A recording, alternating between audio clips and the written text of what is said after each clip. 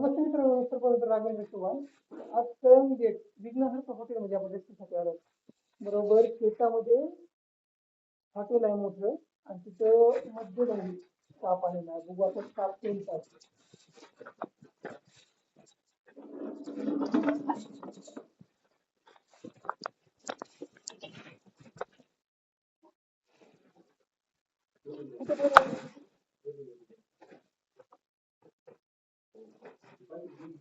कुठलं आहे का?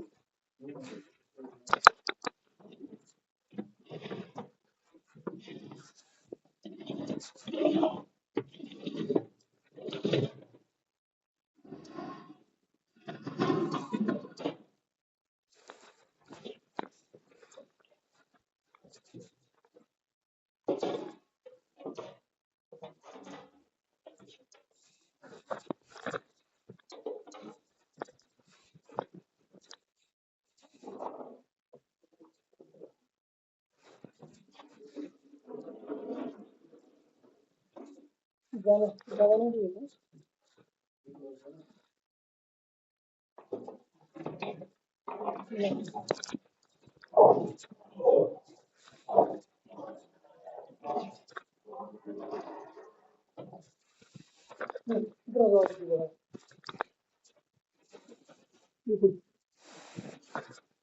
या या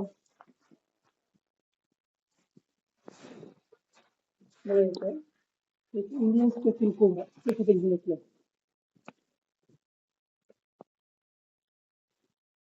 डायरेक्ट फोन करून घेतलेलं. तुझे जवळ सोबायची फोटो असं म्हणणं वाटतं.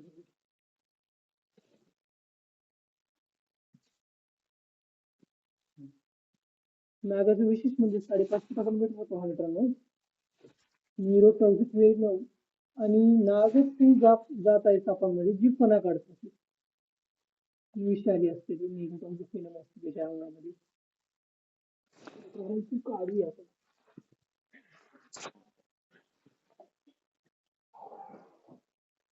बघा कुस्ती देखील कुस्ती करता होती त्याच्याने. किती बघा किती म्हणजे ते कोबरा आहे असं बघा. 2च फुटाचा नाग आहे मित्रांनो. तर याचा फुंकार बघा किती मोठी आहे, आक्रमक. असं काही म्हणत आहे की माझ्या जवळ नाग लावून मी तुला करू शकतो.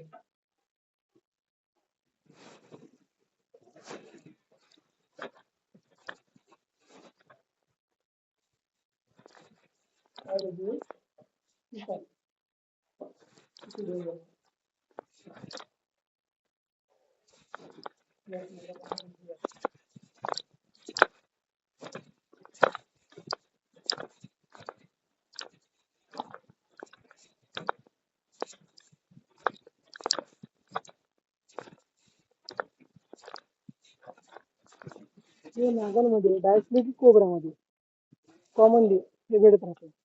त्याच्या बॅक साईडला बघा फन बघा. त्याच्या प्रत्येक नागावच्या बॅक साईडला फन असत. नागांमध्ये तिथं खुनी नसते पण तो विषारी असतो मित्रांनो. नाग न्यूरोटॉक्सिक नावाचं विष असतं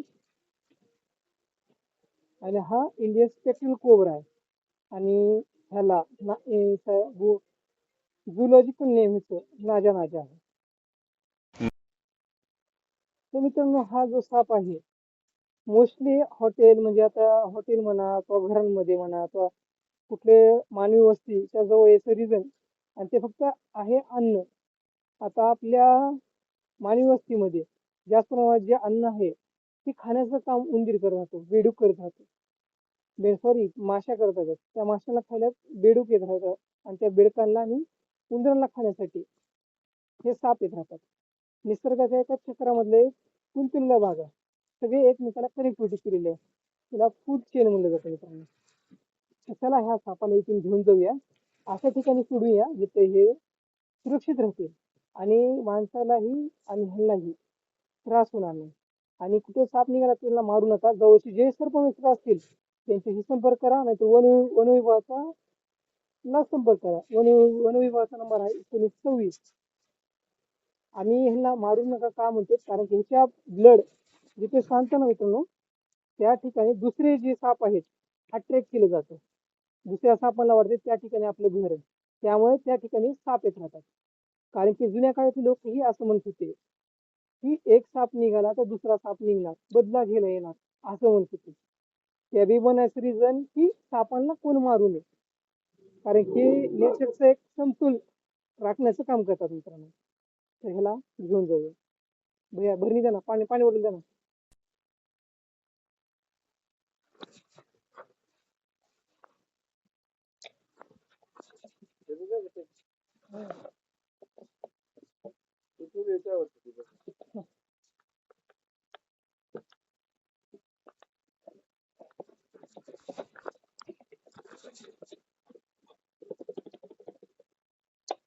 बघितलं काय खेळ झालं, खाली गेलता, वरी गेलता, डबल खाली आला.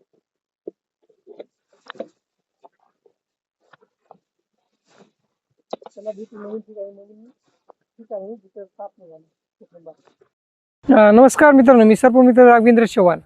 आज आपण जंगलामध्ये आलो आहोत त्या काल पकडलेला सापाला सोडण्यासाठी, जो हॉटेलमध्ये विघ्नहर्ता हॉटेलमध्ये होता. चला त्याला सोडून देऊया इथं नेचरमध्ये.